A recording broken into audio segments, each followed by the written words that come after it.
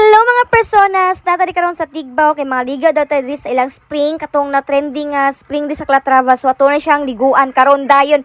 Dikan ko sa family reunion nagtagay mi didto in Hobog kay wala chisira ang among giinom nga Alfonso.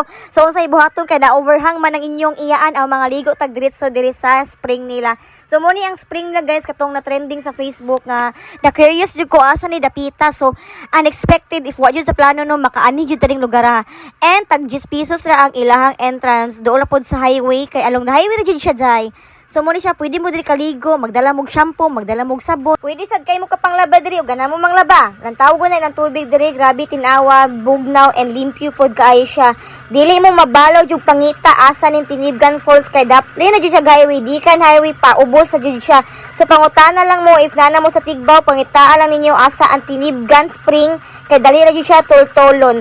And mapark na po ninyo ang inyong mga motor or sakyanan if na mo mga ni diri.